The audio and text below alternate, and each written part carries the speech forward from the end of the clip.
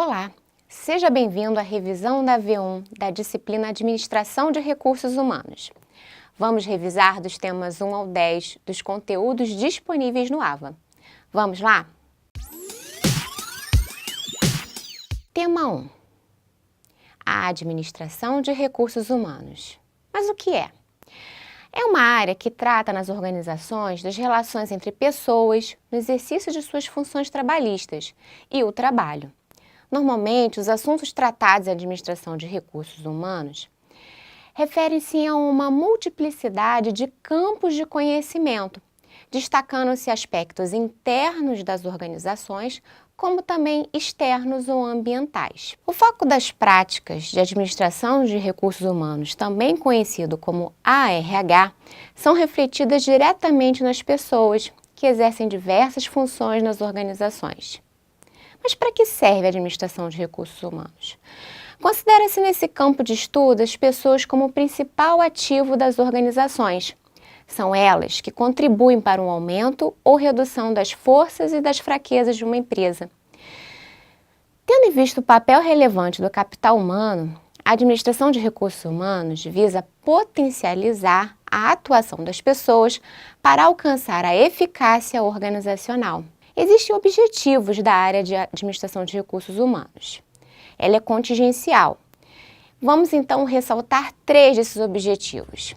Criar, manter e desenvolver um contingente de pessoas com habilidades e competências, motivação e satisfação para realizar os objetivos da empresa. Criar, manter e desenvolver condições organizacionais de aplicação, desenvolvimento e satisfação de aplicação plena das pessoas para o alcance objetivos organizacionais e individuais. E, por fim, alcançar eficiência e eficácia através dessas pessoas, que é o capital humano das organizações. Tema 2. Subsistemas de RH e o alinhamento estratégico ao negócio. A administração de RH apresenta atividades integradas. Essas atividades são refletidas nos processos da administração de RH. São estes os processos. Primeiro, provisão. Quem irá trabalhar na organização? Então, dentre as atividades da provisão, nós temos pesquisa de mercado de RH, recrutamento de pessoas, seleção de pessoas. Temos também o processo aplicação. O que as pessoas vão fazer na empresa? Nesse processo, nós temos a integração dessas pessoas pelo RH, o desenho dos cargos, a descrição e análise desses cargos e, por fim, a avaliação de desempenho. Temos também o processo manutenção. O que se faz nesse processo? Como manter as pessoas trabalhando na organização. Nesse processo, temos as atividades de remuneração e compensação, benefícios e serviços sociais, higiene e segurança do trabalho, além das relações sindicais. No processo de desenvolvimento, tem-se o objetivo de preparar e desenvolver as pessoas. É nesse processo que nós presenciamos treinamento e desenvolvimento organizacional. Por fim, o processo monitoramento vai nos levar a saber o que são e o que fazem as pessoas. Nele, nós temos os sistemas de gestão, aonde nós possamos observar os controles, a frequência, a produtividade e o balanço social. Os processos da administração de recursos humanos visam expressar as atividades e as práticas que fundamentam os subsistemas que compõem o RH. Tema 3. Vamos falar do subsistema recrutamento e seleção. Inicialmente, recrutamento. O que é recrutamento? É um conjunto de técnicas e procedimentos que tem o objetivo de atrair candidatos que são potencialmente qualificados e capazes para ocupar cargos dentro da organização. É basicamente um sistema de informação, por meio do qual a organização divulga e oferece ao mercado de recursos humanos as oportunidades de emprego que pretende preencher. Palavras ditas por Hidalberto Chiavenato. O que nós temos? Geralmente se apresenta nas empresas 3 tipos de recrutamento possíveis: o recrutamento interno, o recrutamento externo e o recrutamento misto. Vamos entender cada um deles. O recrutamento interno ocorre quando a empresa procura preencher determinada vaga através do remanejamento dos seus funcionários.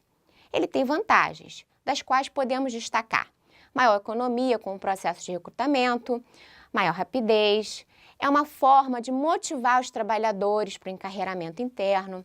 É uma forma também de aproveitar o capital intelectual que a empresa desenvolveu através do treinamento dos seus empregados, além de promover a competição dos trabalhadores, gerando busca pela contínua qualificação e adequação às competências da empresa. Temos também o recrutamento externo. Ele vai acontecer quando há uma vaga e a empresa busca preenchê-la com candidatos externos, sendo essa busca sobre profissionais que são potenciais e que estão disponíveis no mercado ou alocados em outras empresas. Ele também tem vantagens.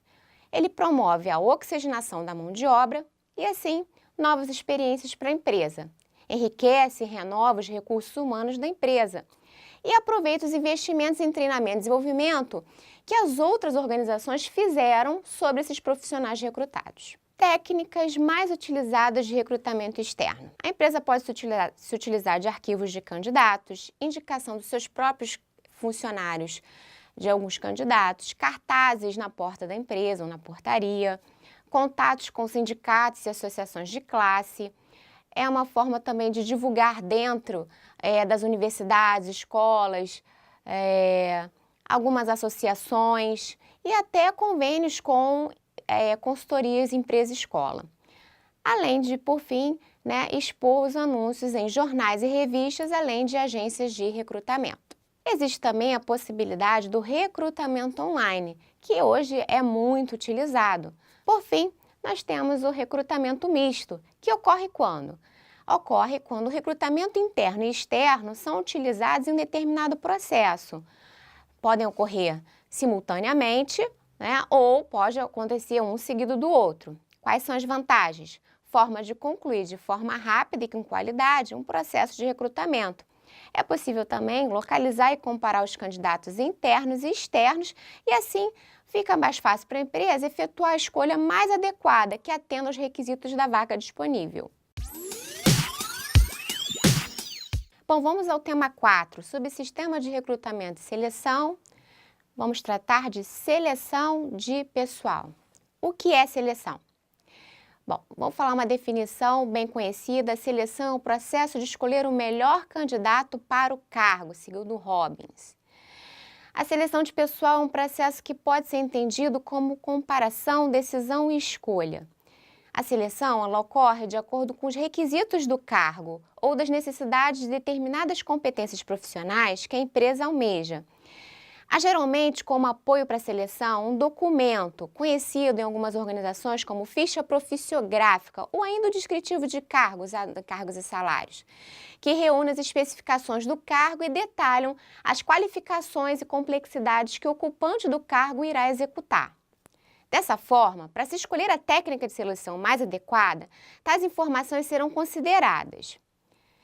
E aí vamos falar agora das técnicas de seleção que são mais utilizadas, Temos a entrevista, as provas ou os testes de conhecimento ou capacidade, os testes psicométricos, como visto na apostila, os testes de personalidade e as técnicas de simulação, que são semelhantes às dinâmicas.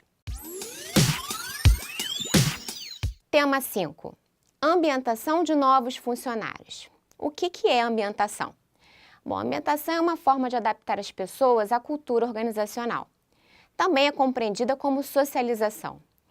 A ambientação também é conhecida através dos programas de integração previstos nas políticas de treinamento e desenvolvimento. Nos treinamentos de integração, é comum ser apresentado vídeos institucionais e palestras com profissionais que podem ser da área de RH ou de outras áreas que sejam convidados. Nessas integrações são fornecidas informações sobre a empresa, visão, missão, valores e objetivos organizacionais, o organograma da empresa, políticas e regras, fala-se de rotinas de trabalho, detalhes sobre as atividades e o programa que o funcionário poderá participar dentro da empresa enquanto for funcionário. Tema 6. Vamos falar do subsistema de relações trabalhistas e sindicais. Mas o que são relações trabalhistas? São as relações coletivas entre as empresas, os funcionários, os sindicatos e o Estado. A base das relações trabalhistas e sindicais tende a observar as possíveis situações que gerem conflitos entre trabalhadores e empresários. Os Os conflitos trabalhistas, eles são divergências criadas entre dois sujeitos e as organizações e sindicatos, envolvendo interesses individuais ou abstratos gerais de grupos profissionais ou econômicos, segundo Milione. Vamos tratar também dos conflitos trabalhistas. Estes envolvem vários tipos de reivindicações. São eles: condições legais de trabalho, condições econômicas de trabalho, condições físicas de trabalho e condições sociais de trabalho. Por fim, condições de representatividade no trabalho. A base dos conflitos trabalhistas vai fomentar a elaboração das convenções ou os acordos coletivos de trabalho de cada categoria. Os sindicatos eles surgiram pelas demandas existentes relacionadas ao sistema de remuneração. A pressão da concorrência de preços entre produtores de bens ou serviços acabou provocando uma pressão sobre os salários e os trabalhadores buscaram proteção mútua contra tais pressões.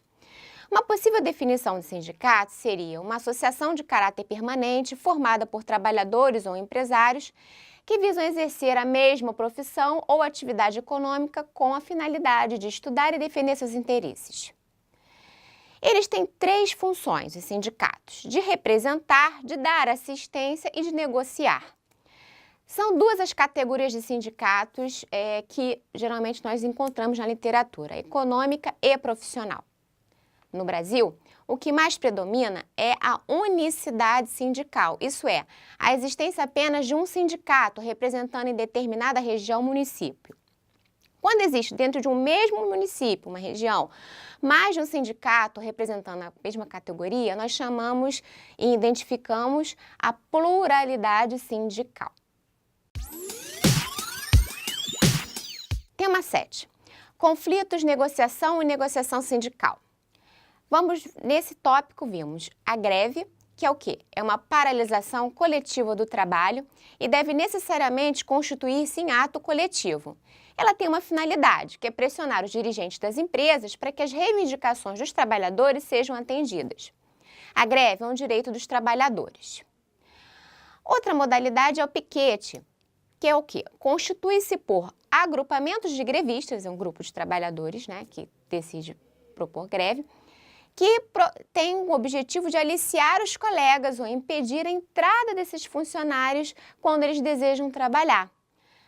Segundo Luz, na sua edição de 2009, o piquete é um direito do movimento grevista que visa persuadir os trabalhadores a aderirem à greve.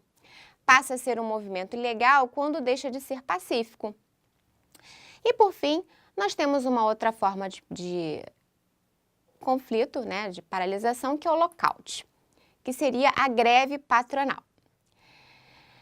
O objetivo da greve patronal seria pressionar os empregados e frustrar ou dificultar o atendimento de suas reivindicações.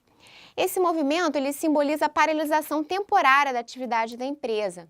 É uma forma de defesa de atos abusivos, de reivindicações ilegais, que acabam colocando em risco a continuidade dos negócios.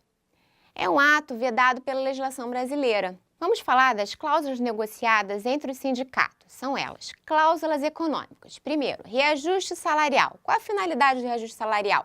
Ajustar o salário, recompondo o poder aquisitivo dos trabalhadores em função das perdas salariais provocadas pela inflação.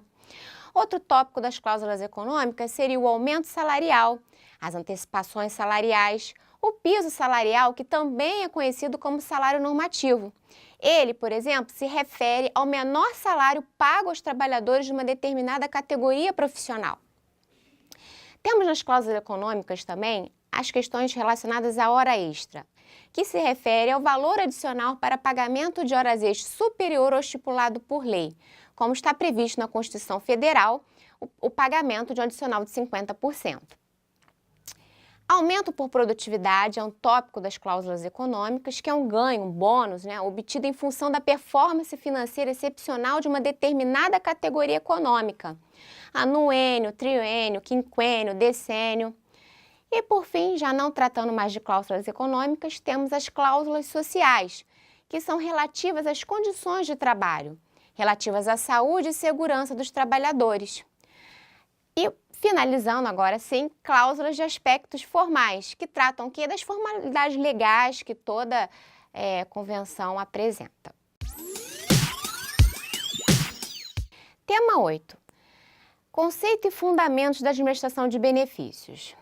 Vamos lembrar alguns itens vistos nesse tópico. Os benefícios eles podem ser entendidos como produtos ou serviços oferecidos aos funcionários, direto ou indiretamente pela empresa, que visam o quê? Criar ou aprimorar as condições de bem-estar dos seus funcionários, segundo Ricardo Luz, em seu livro Gestão de Benefícios.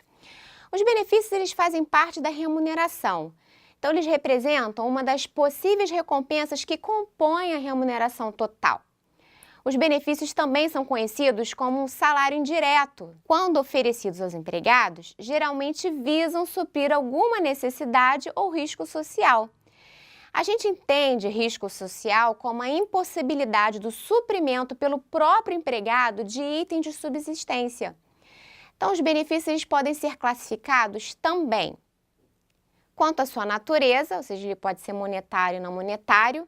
E aí é interessante a gente exemplificar que monetários são aqueles benefícios que a gente consegue visualizar na folha de pagamento, como um auxílio educação, né? Como uma bonificação. Não monetários são aqueles benefícios que não estão visivelmente num valor corrente, mas você pode se beneficiar e sabe que ele tem um real valor. Os benefícios podem ser classificados de duas formas. Primeiro, quanto à natureza, que pode ser monetária e não monetária. Segundo, quanto aos seus objetivos, que podem ser assistenciais, recreativos, supletivos ou de apoio. Com relação às formas de custeio dos benefícios, eles podem ser custeados pela empresa, pelos empregados ou pelo Estado. Tema 9. Vamos falar de gestão de benefícios. Tá? Formas de gestão de benefícios. Nós temos a autogestão, quando a empresa decide organizar, né, toda a questão dos atendimentos médicos, né, e nesse caso, muitas vezes ela oferece um ambulatório dentro da própria empresa, né, tem médico do trabalho, convênio com alguns médicos filiados de especialidades específicas. E quando ela também decide fazer a terceirização, muito conhecida através dos planos de saúde oferecidos pelas organizações. Então, elas escolhem operadoras de saúde para oferecer, né, certos planos de saúde. E também tem a forma mista, né, que seria a utilização da autogestão e a terceirização. Os benefícios também têm formas de ser concedidos. São 3 as formas. Primeiro, por mera liberalidade, e aí eu vou dar o exemplo do seguro de vida, transporte coletivo, assistência médica, é quando, na verdade, o dono da organização decide conceder um benefício mesmo não tendo previsão de lei ou acordo convenção coletiva. A segunda modalidade são os benefícios podem ser concedidos por força de lei, isso é, exemplos, vale transporte, 13º salário, férias, a própria creche. Aqui, lei, a gente reconhece a CLT, a Consolidação das Leis de Trabalho. E a terceira forma de concessão dos benefícios é por força de acordos sindicais, né? Acordos, convenções sindicais. Exemplos desses benefícios, cesta básica, anuênio, estabilidade para os que estão se aposentando, né? Dentre outros. Os benefícios, para que eles continuem existindo numa organização, eles precisam ser medidos, eles precisam ser avaliados. São avaliados através de certos indicadores. E aí eu vou destacar agora alguns desses indicadores. Atração de candidatos sem emprego. E aí você pode ver quantos candidatos se inscreveram na empresa em busca de emprego, né?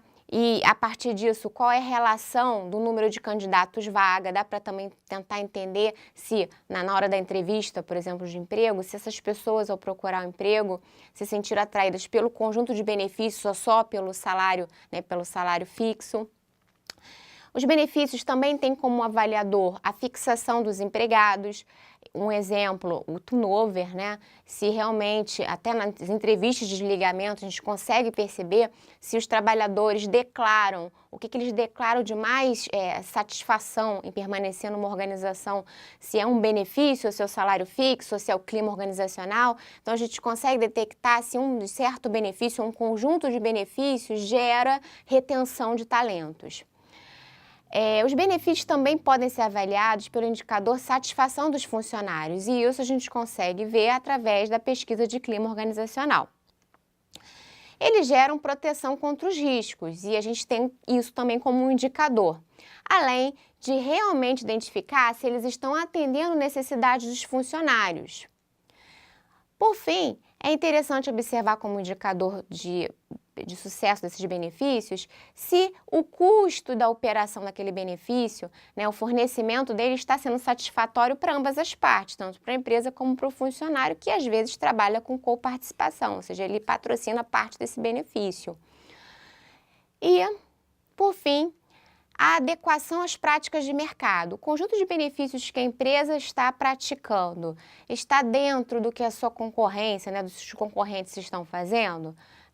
Aqueles benefícios, eles estão realmente melhorando a imagem da empresa? Isso é um indicador. Tema 10. Flexibilização de benefícios. Mas o que é isso? É a personalização, a customização dos benefícios. A empresa, ela permite que cada funcionário estabeleça o seu próprio pacote de benefícios, dentre aqueles oferecidos por ela. Vamos a alguns exemplos. Vale refeição, vale alimentação, podendo o funcionário dividir o valor entre esses dois benefícios ou até substituir um pelo outro.